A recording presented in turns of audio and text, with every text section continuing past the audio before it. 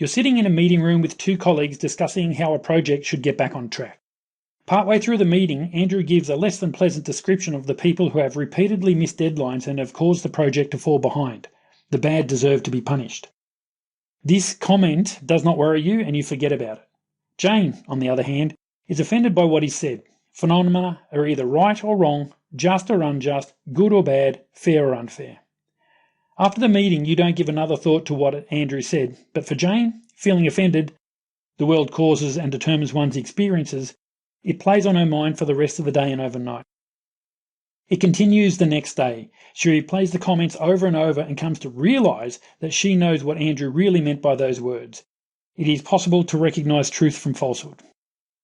Andrew shouldn't be allowed to say things like that because they offend people. The world causes and determines one's experiences. It's not right and it needs to be addressed. Wrongs must be righted. Jane approaches human resources and lodges a complaint. It's not that she wants vengeance, but Andrew shouldn't be allowed to say these things like that and get away with it. Andrew is called into HR to explain why he said what he did. Andrew can't understand why Jane is offended and thinks HR are blowing it out of all proportions. People say so much worse than that all the time in the sales department. They're the ones that should be investigated. Life is unfair because the innocent suffer while the wicked go unpunished. He can't see what all the fuss is about and doesn't understand why he's been asked to apologise. This really is political correctness gone too far. Perception represents reality.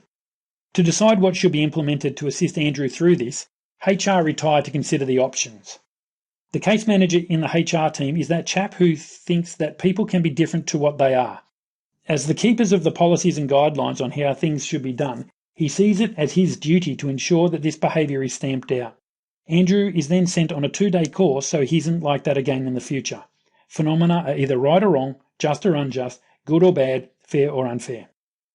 The following Monday, Andrew returns to the office, and when contacted by HR to see how the course went, he gives enthusiastic lip service to what he has learned and vows to be better in the future.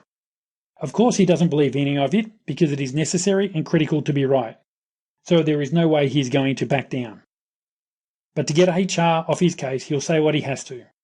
Over the past few weeks, he has developed an aversion to dealing with him. Through the recent experience, he can see what is really going on. He is the only one who can recognise truth from falsehood. He can see this now and is just not worth the hassle of it all.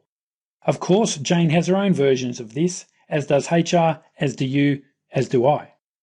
Anywhere people are involved, if the mind is not controlled, the voice will adopt the most useful storyline to explain why it is right and everyone else is wrong.